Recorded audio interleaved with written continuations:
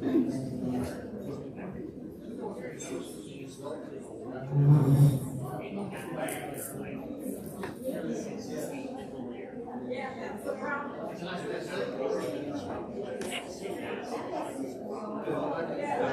Holly. Good morning. How are you? How are you? Looking forward to.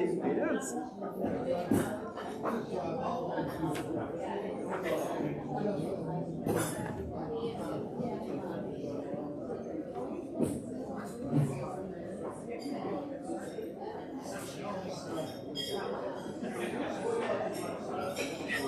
Good morning again, friends. We are about to start. We've actually gone live, and our guest is here, so please come forward, and I'll open our time with the prayer. The Lord be with you. Let us pray. God of abundance, we give you thanks and praise for the gift of this new morning, especially this first Sunday in Lent. Thank you for the life of Grace St. Luke's Parish and other faith communities that are beginning this journey. Be with us as we engage and hear from our guest, Dr. Tim Huebner. May we find something in what he offers to us and go deeper into the journey with Christ. Amen. Amen. Let us welcome Dr. Tim Huebner.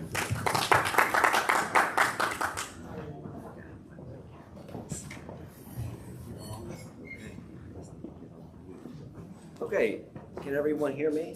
No? Sorry. Can everyone hear me now? Yes. All right, great.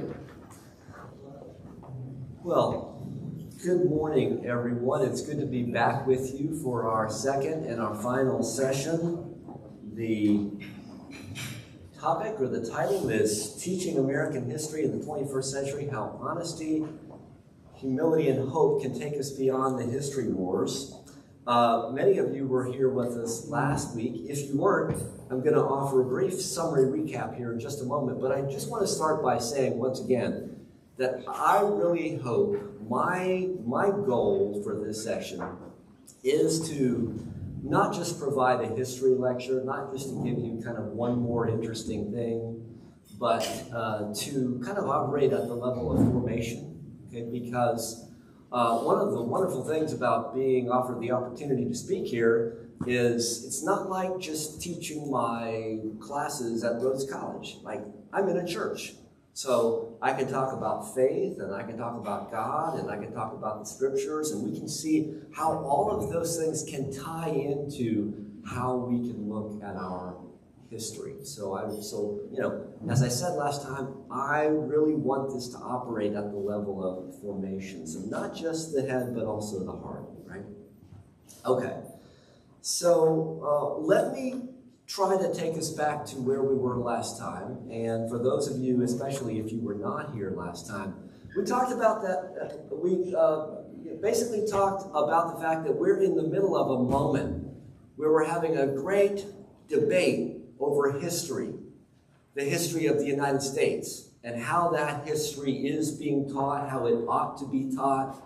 I would argue that we're in the history wars, and I tried to make this point last time that this is not the first time that we've been arguing over our history, that if there was a first round in these history wars, it was back in the 1990s, when there was controversy over the so-called national history standards that were issued in the early 1990s. But I would argue, as I said last time, that whole debate has shifted somewhat, especially over the last several years, and it's been very closely tied, especially recently, to the issue of race and the racial reckoning that we have been through over the last few years. So these are some of the headlines and the conversations that we've been having, some of the buzzwords, some of the names that have been in the sort of recent news here over the last several years. I tried to point out last time that history is always subject to interpretation. It is always and has always been an interpretive enterprise.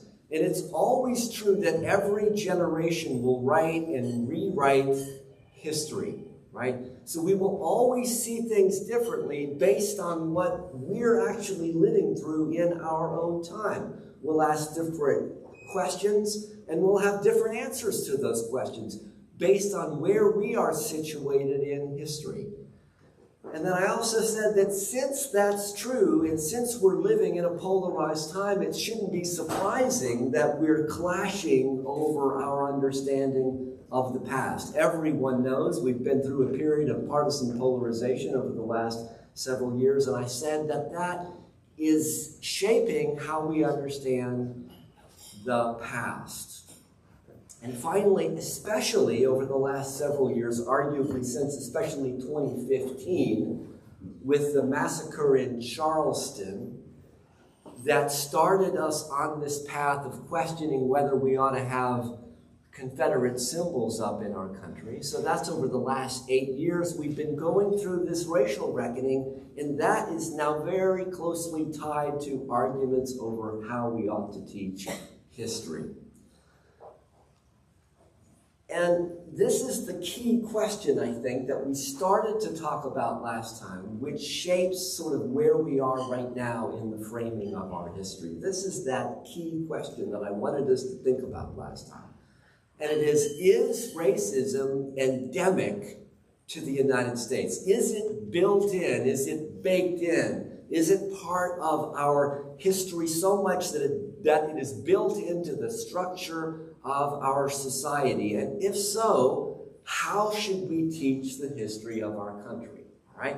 So this is the essence of the whole debate when it comes to 1619, or, as some have said, 1776. And it's been very interesting to think about how partisan polarization has forced us almost to take a side on this question. Either 1619 or 1776. And I want to complicate that in the time in sort of what I'm going to talk about here today. But I want to start here briefly with 1619, highlighting this statement from the introduction to the 1619 project when it was first published in the New York Times Magazine. The goal of the 1619 project is to reframe American history, it said, making explicit that slavery is the foundation on which this country is built. Okay, so that's one way of framing the history of the United States, understanding once again that history is an interpretive enterprise in that we always have a frame, okay? And then in opposition to that, several months later, at the end of 2020 and the start of 2021, a report was issued called the 1776 report, which said this: a rediscovery of our shared identity rooted in our founding principles is the path to renewed American unity and a confident American future. So you can see in these introductory statements in these two documents, one that focuses on 1619 and the other on 1776, that folks out there in politics and in their partisan corners and in their media echo chambers are forcing us to make a choice. Either we're going to frame history based on 1619 or 1776. And so what I want us to think about is how we can respond to this as people of faith. And there were three ideas that I introduced just briefly last time: honesty, humility, and hope ought to help us to make our way through this partisan sort of landscape as we're thinking about history. And then secondly, I would also say that as Americans, our goal ought to be to teach a history that's true to our motto, a pluribus unum, from many one. So thinking of those two ideas, both as people of faith and as Americans, I'm going to try to make our way through this history war, so much so that I'm going to argue that we can transcend these history wars, as I said on the opening slide. I want us to transcend this bifurcated notion of the history war by actually arguing that we need both 1619 and 1776. And I want you to understand what that means when I make that argument, okay? Because that's what I'm going to spend most of the rest of my time explaining to you today. And then I hope we'll have time to have some dialogue, all right? Everybody ready to go? Okay. So, starting with honesty, right? That was the very first idea that I put up, right? Honesty, humility, and hope. So let's have an honest conversation about the history of this country, understanding that, yes, we do need to talk about 1619. We do need to talk about slavery. We do need to talk about white supremacy. We do need to talk about the ugliness of our past. We do need to talk openly and honestly about the horrors of slavery, about the commodification and the exploitation of black lives for 250 years. We need to discuss the domestic slave trade from 1820 to 1860. At least 875,000 human beings were transported from one part of the United States to another. Now that's setting aside the international slave trade, the Africans who had already been brought into this country, but just focusing on that period, 1820 to 1860, when we see the rise of cotton and plantations and cash crops. 875,000 people transported from one part of the South to the other in order to produce cotton and to meet a global demand for that crop. We need to talk about that. In 2017, a group of Rhodes students worked with me on a project to tell a small piece of that story when we put up that marker downtown in the parking lot of Calvary Church to tell the story of Nathan Bedford Forrest's role in that internal slave trade. So we also need to talk about the injustice and oppression associated with Jim Crow segregation, the daily indignities associated with life in the American South in the late 19th and early 20th century if you were black. And we especially need to talk about the racial violence of this period. It was a violent time. Once again, this is honesty. Violence. Let me give you some numbers. Now understand, honesty can be discomforting. This is not comfortable. This is not going to make us feel good. It's not going to make us happy. But sometimes honesty can be helpful to us and beneficial to us. And that's part of what I'm arguing today. Now, there are a lot of ways to count lynchings. But according to the data from the Equal Justice Initiative, from 1865 into the 1950s, approximately 6,500 people were lynched. At least 36 of these victims of lynching were right here in Shelby County, including one man, L. Persons, a black man who was accused of murdering a white girl. And on May 22nd, 1917, a lynching party chained L. Persons to a log, doused him with gasoline, and burned him alive, without a semblance of a trial. An estimated 5,000 people came out that day to witness his death. And afterward, his charred head and foot were dumped on Beale Street, the heart of the black community in Memphis, in order to send a signal. So this painful and at times gruesome history of white supremacy must be confronted.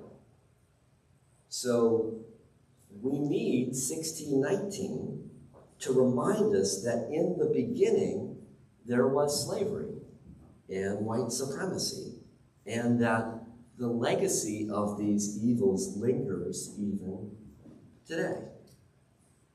So teaching this history is a matter of telling the truth. It's a matter of honesty.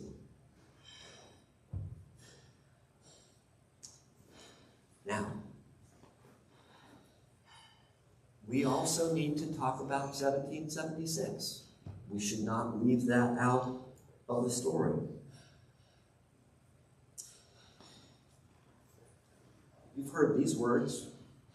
We hold these truths to be self-evident, that all men are created equal, that they are endowed by their Creator with certain unalienable rights, that among these are life, liberty, and the pursuit of happiness. That's Jefferson in the Declaration of Independence in 1776.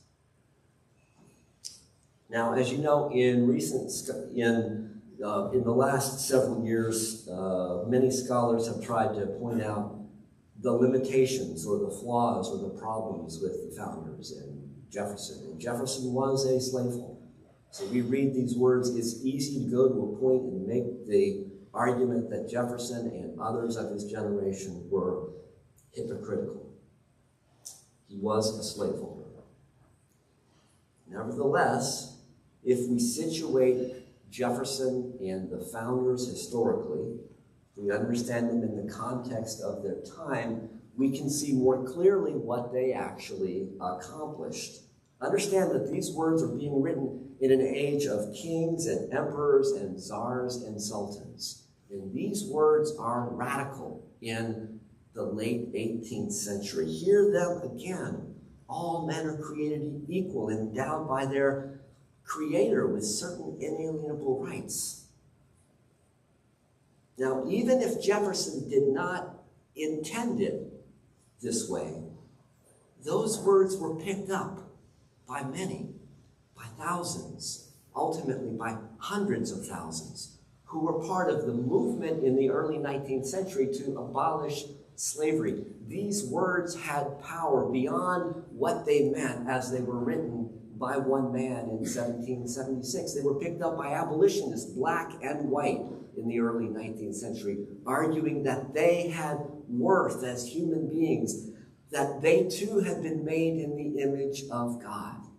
And women too picked up on these words, added women actually to all men and women are created equal, when they gathered in Seneca Falls, New York in 1848, issuing what they called their sort of Declaration of Sentiments. It was the origin of the movement for women's rights.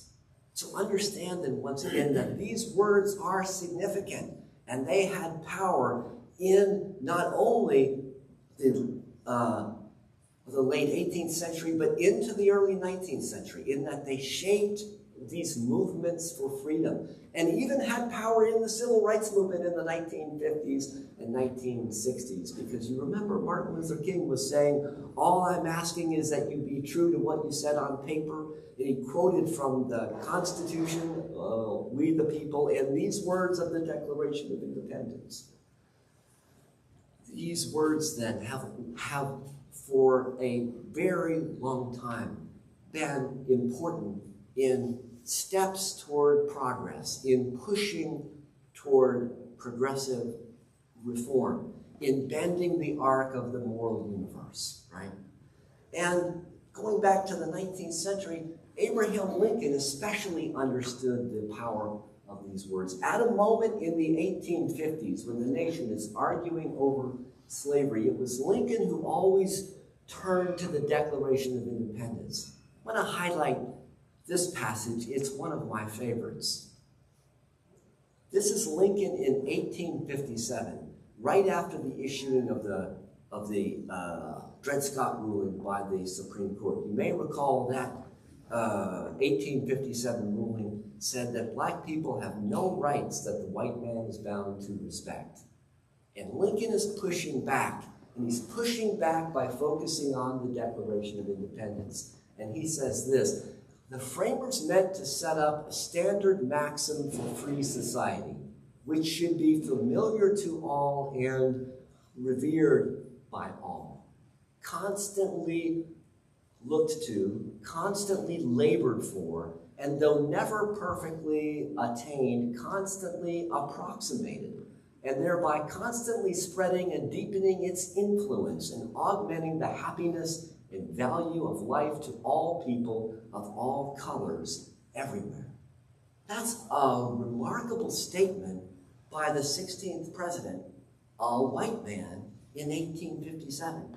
Understanding the power of those words from 1776. Lincoln later argued, as he thought about the relationship between the Constitution and the Declaration, he argued that the Declaration of Independence was more important. He said it was an apple of gold in a picture of silver. He said the Declaration and this principle of equality was the apple of gold, and the Constitution was the picture of silver that framed it. He said that the apple of gold was more important than the picture that framed it, right? He's arguing that this is the essential founding principle of our country. This is Abraham Lincoln in 1860. Equality, all people made in the image of God with rights. Actually, it sounds a lot like our baptismal covenant, right? Will you respect the dignity of every human being? Think about those words. And think about how they fit, actually, with this notion of equality from the Declaration of Independence.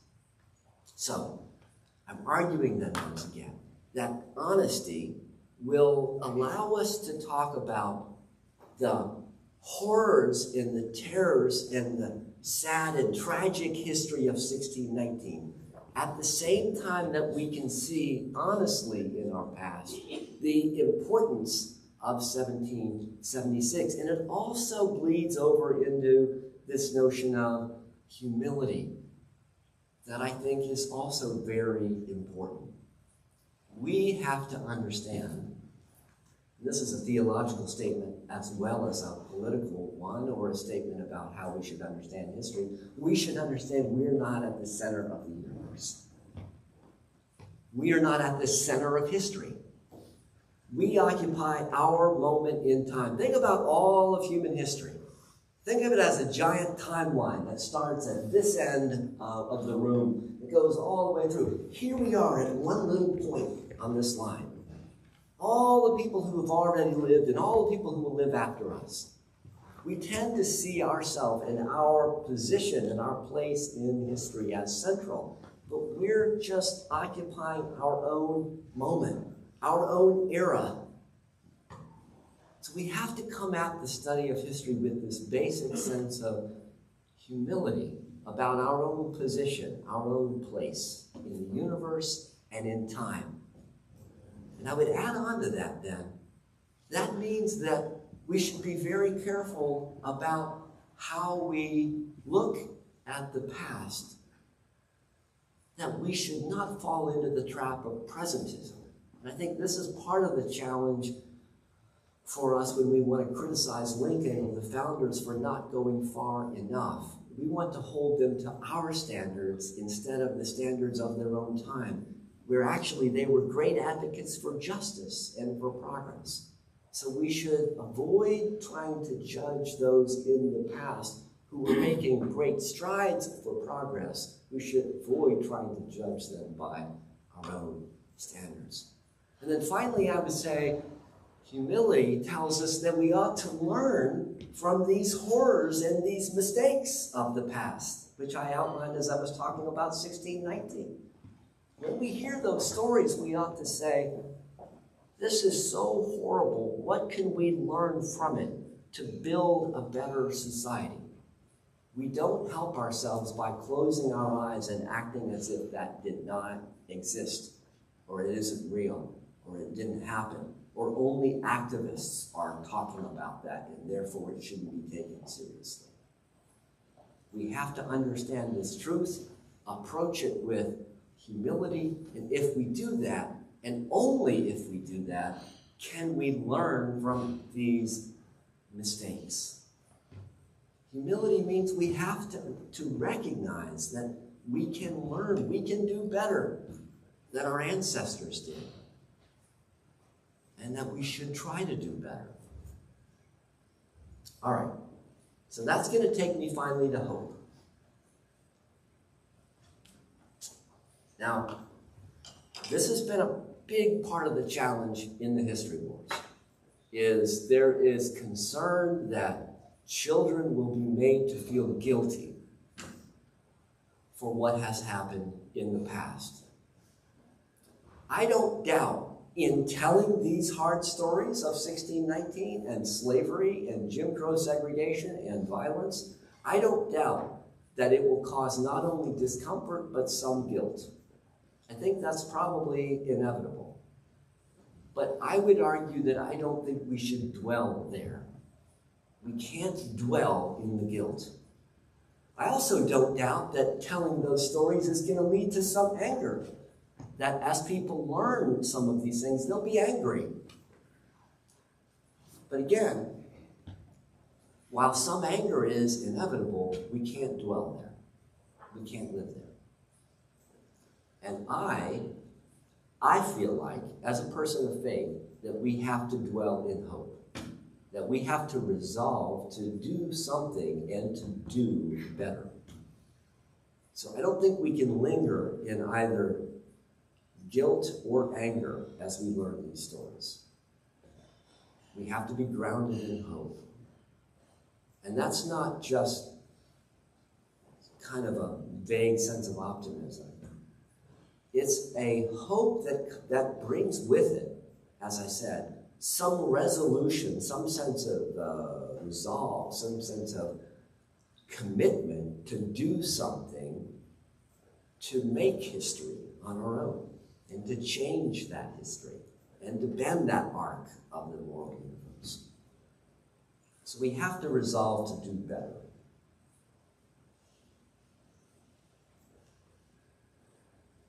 Now, this actually gives me hope. Let me explain to you that a recent study indicates that there is not as much polarization on the teaching of our history as we might be led to believe. This is a very recent study from December of 2022. And let me read this to you if you're not able to see it. It says this. This is from an article that was just published in Education Week based on a study that was done by an organization called More in Common. They worked with the polling organization YouGov. They surveyed 5,500 people, did interviews and focus groups, and this is what they learned. Many Republicans believe most Democrats want to teach a history defined by shameful oppression and white guilt. Many Democrats believe most Republicans want to focus on the white majority and overlook slavery and racism. But we found that both impressions are wrong. It might just be that we have more in common in our understanding of how we ought to teach this history than we thought.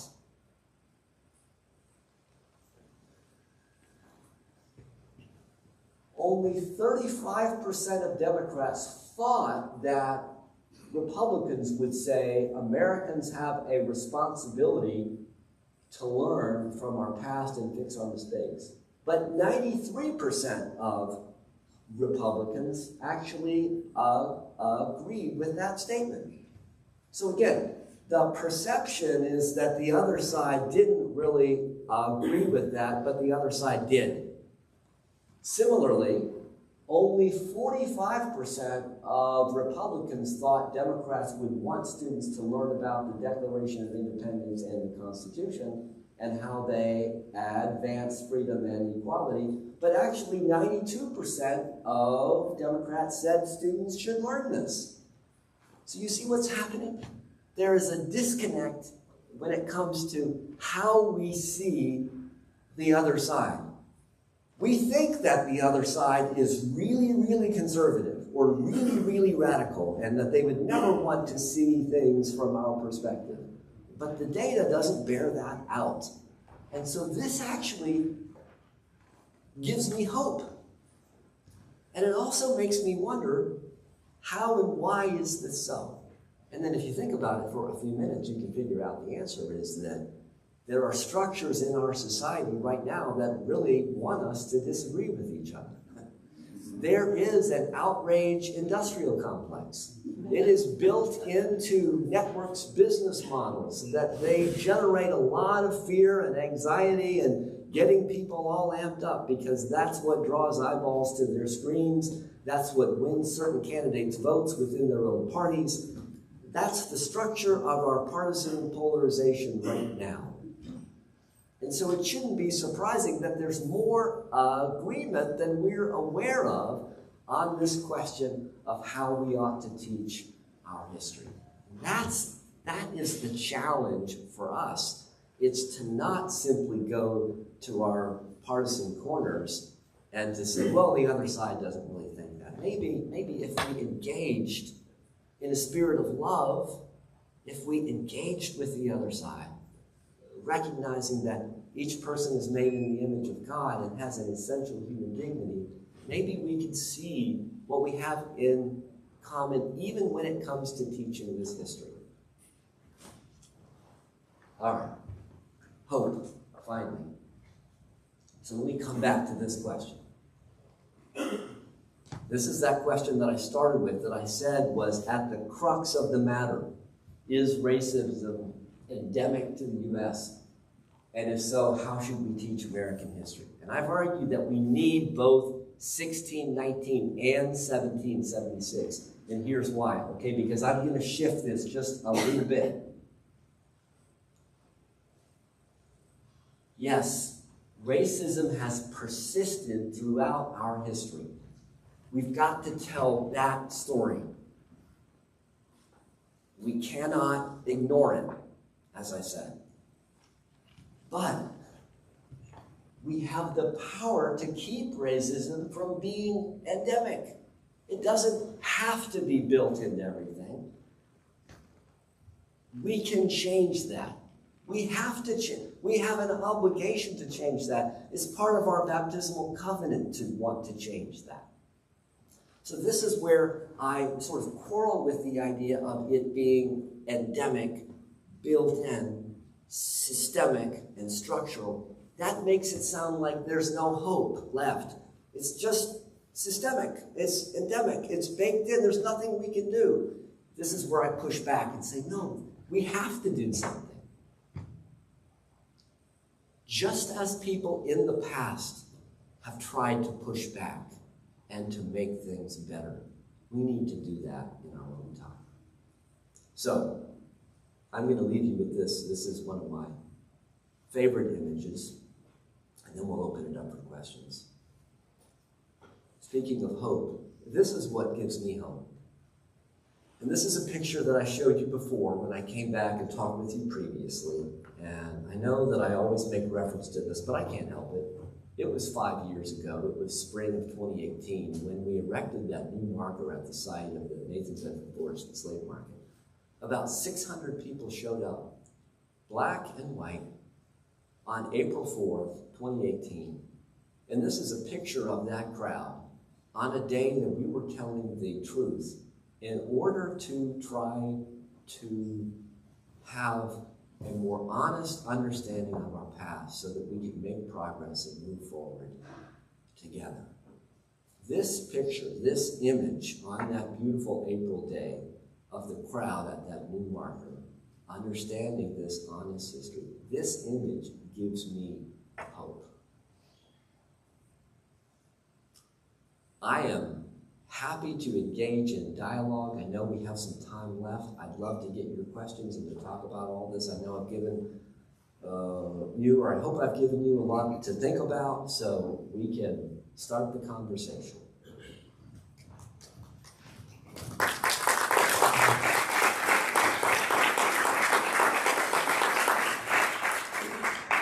Dr. Huebner, thank you, first of all, for being here. And I wanted to ask you about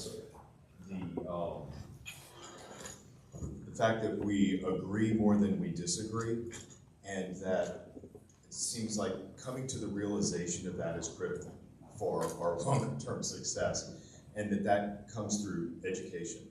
And I guess as an educator and one that spends a lot of time thinking in this space, I'd love to hear you talk about how how we do that in an environment where it seems like increasingly there is codification of teaching that leans towards one side. I guess what I'm wondering is, as laws are passed that are dictating how educators interact with students, what do we do with that? Yeah. It is a great question, and understand, I'm not saying any of this is easy, all right? Like, I am making a very nuanced argument here that is going to fall flat in many quarters, and I understand that. I'm arguing that we need 1776 because of 1619, right? I'm saying that if we recognize all the horrors and injustices of the past, we should see why that maxim for a free society talked about by Lincoln in 1857 can and should guide us. And I've argued that that has a connection even to our baptismal vows, all right? I understand that that is, it's the sort of argument that I can make here. It's an argument that I can try to make in the public sphere. I also know, though, that there are other things happening in Florida and in Tennessee and in other places where certain certain versions of the past are being either enacted into law as having to be taught, or they're being banned. Certain concepts can't be talked about. In the end, the best way to be faithful to the past and to teach an honest version of history is to always stick to the primary sources. And this is what I say to educators who are struggling with these questions. If you stick to the primary sources, and there are rich primary sources on slavery, on Jim Crow, on lynching, stick to those sources. You can never be accused of saying something false or being dishonest about our past if you are relying on those primary sources. And so for educators, I want them to teach with primary sources. Now, I also know that it's not that simple, okay, because they have to adhere to standards and the law, and that means they have to report to others. I would love to be able to have more of a voice in this debate and to have others have sort of more of a voice, because I think that what has happened is we have allowed this partisan polarization to dictate something, and that has crowded out those voices that are actually saying, no, actually we need to talk about both of these things, and that there are other ways to think about this question of the role of sort of racism in our society. But we have to talk about racism, and then we have to talk about trying to do all that we can to make our society better as we're teaching this history. Understanding that we have some good examples from the past if, once again, we'll go back to these primary sources. I'll just sort of one other thought on this. Abraham Lincoln in 1857, when he's making that statement, he's actually arguably engaged in a sort of history war also, okay? Because he's arguing with Stephen Douglas and Roger B. Taney, the author of the Dred Scott decision. What they're all arguing over is what the Declaration of Independence meant. And Roger Taney is saying it didn't really mean anything for African Americans or for what it meant to be a part of this country. Stephen Douglas is saying, the Declaration of Independence only applied to white folk. And Lincoln is saying, no, it actually means something, and we should take it very seriously. So they too, in the 1850s, are arguing over our history and over our national origins. And I'm saying, if we can rely on some of the documents from that first sort of struggle over our history, especially if we look at Abraham Lincoln's stance, we can get a little bit of guidance on this question. All right, that's probably more than you wanted, and I'm not sure that it actually answers the question you asked, but those are some of my thoughts on Who else? What else?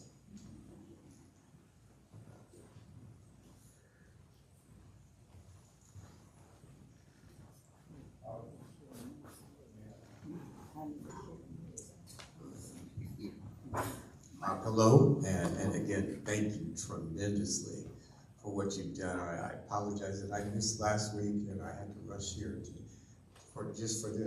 I was wondering to hear you talk about the 21st century and how we look at things like racism and that sort of thing.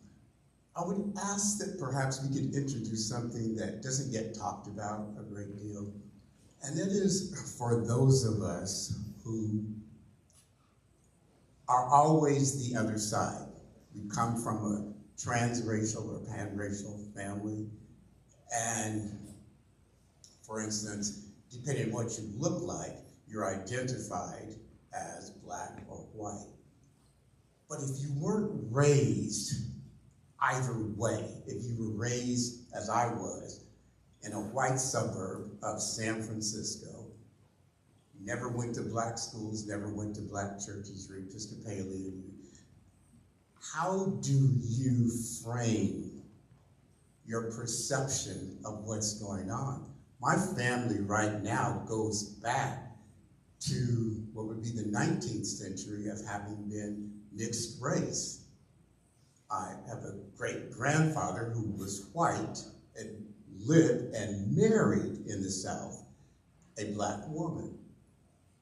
This has gone through our family, and now we have a family that is as white on one side and as black on the other side, but everyone in it doesn't really know how to look at history. Do I hate my grandparents because they were mixed race? I have a grandmother who looked white, but she had to tell the bus driver, the streetcar driver, no, I'm colored and I'm going back here. I have a niece who's black but looks white, and she got ostracized by both sides because they thought she was pretending to be something else. So I guess my question would be, can you help us let people know that the other side is not always so easy to identify? And Ollie and I have talked about this before, because there are other perspectives that make it difficult, and it's not as simple as just looking at what you see here and deciding how you perceive what's going on. Is that a clear question to you, Silver? I think you stated it very beautifully, that this is a rich and complicated story, and that we are connected to each other in ways that maybe we need to consider. I mean, ultimately, yes, our stories are all tied to each other, and our history is connected to that of each other. You know, Martin Luther King put it beautifully when he said we're caught in an inescapable network of mutuality tied in a single garment of destiny.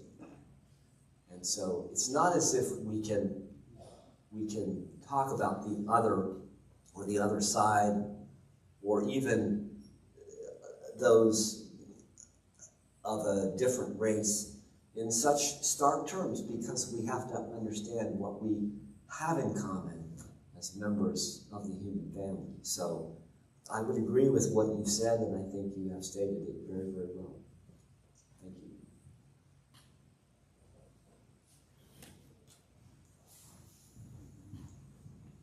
Would you say a few words about the notion of American exceptionalism? It's a very interesting idea. This idea that Americans see themselves as exceptional and playing an exceptional role in the world. I think it's easy for us to say that we're the indispensable nation, that we're exceptional. I think that also there is a danger with talking about American exceptionalism, because even if we understand the radical and transformative sort of impact that Jefferson's words had, not only in the United States, but I would argue globally.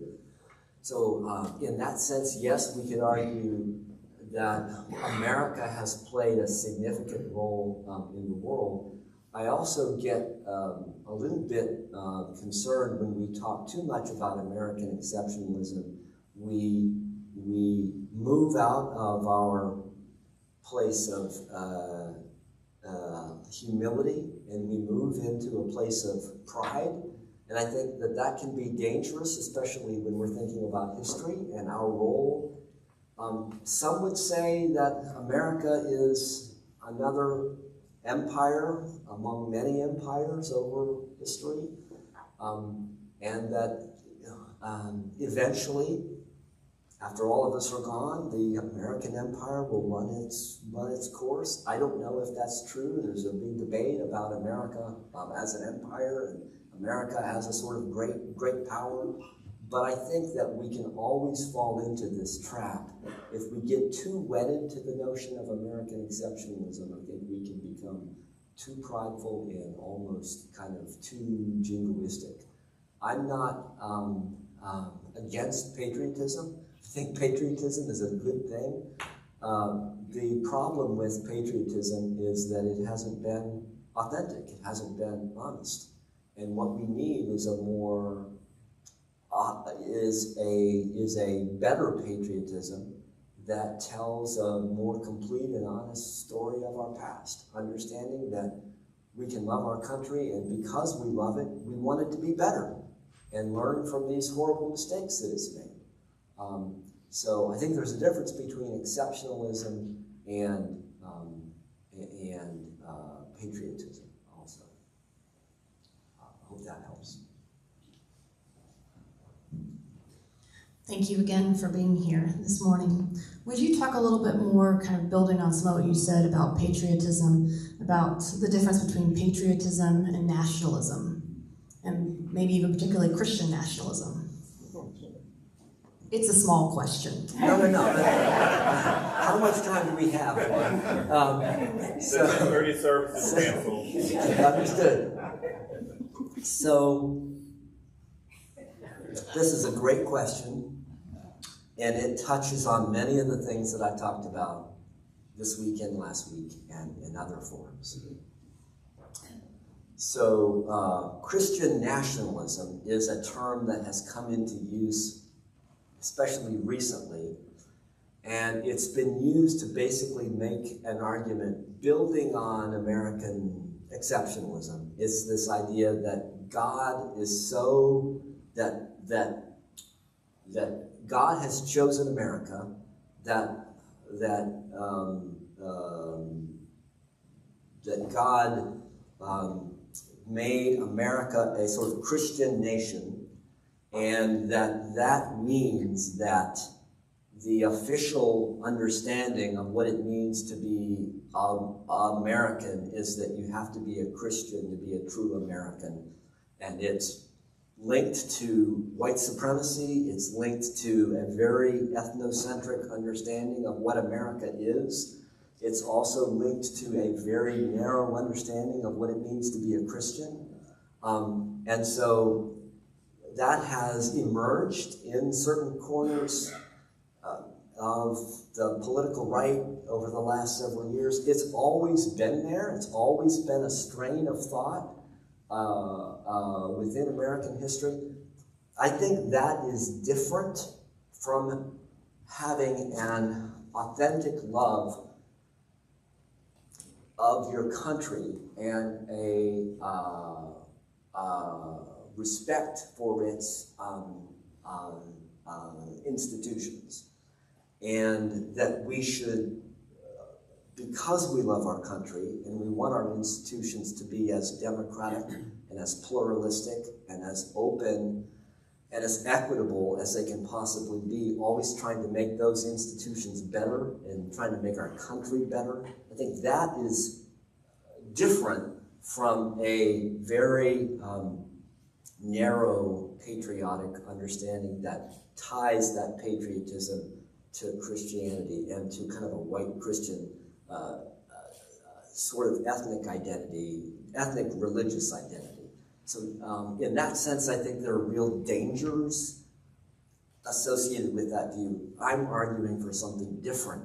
I'm arguing for something that's very pluralistic. It's based on some principles that were there at the founding, but it also recognizes that we need to build a better society while always being guided by those founding principles, if that makes any sense. Hope that answers your question in short order, although, I mean, this might be a whole other series, right? I have time for one more question.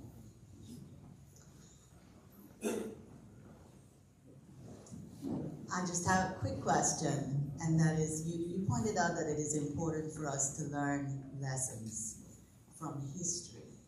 And I think I'm getting the idea that we should be willing to do the work that it takes to get to another level. I believe that every time we are in a moment of chaos, there are many seeds of opportunities for growth. And so, as a person who teaches history, I am asking if you have seen any examples in the recent past, both locally, nationally, and globally, that give you hope that this situation of endemic racism in the structures of our government and democracies, that they can be worked on, even though it takes work. Any examples? Thank you. Yes, thank you for that question. So I see signs of hope in Memphis.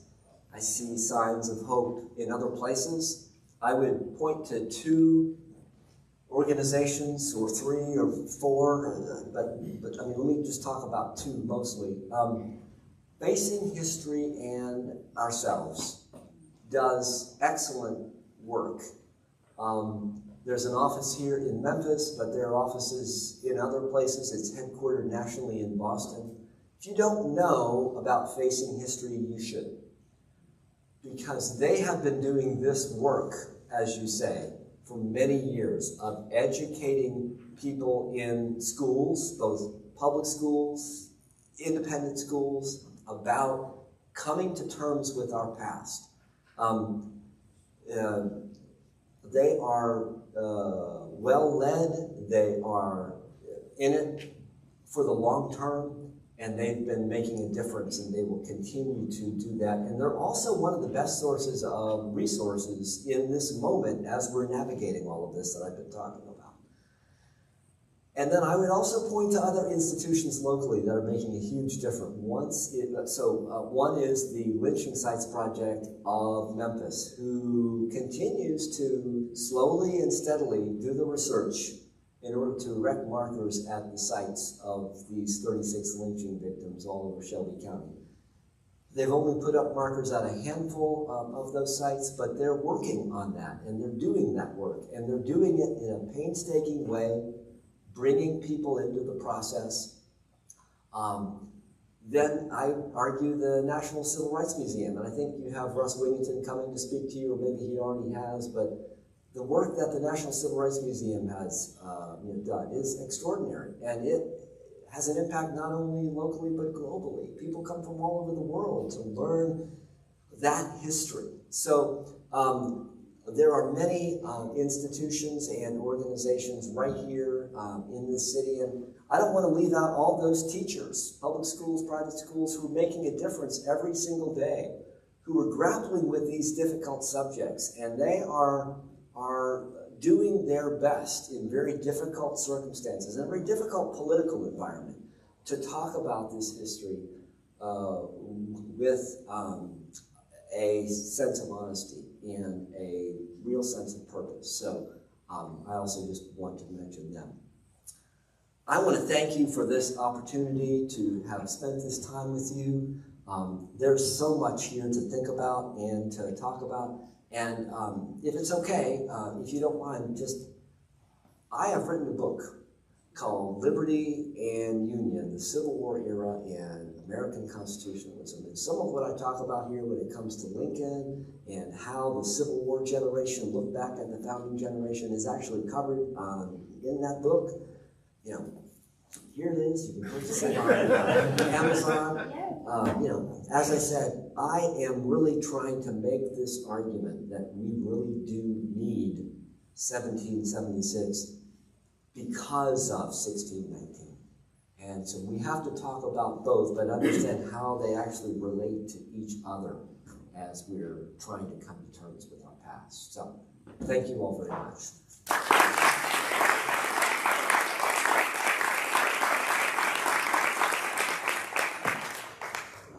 Thank you, Tim, and thank you, friends, for being here. We are always glad when you're able to come with us, and Tim shared with me that he does do class series, so we are starting a conversation about 3 to 4 week offering as a part of Wednesdays here at GSL, so just stay tuned. If you see his name and see the topic, I hope you'll find a way to participate.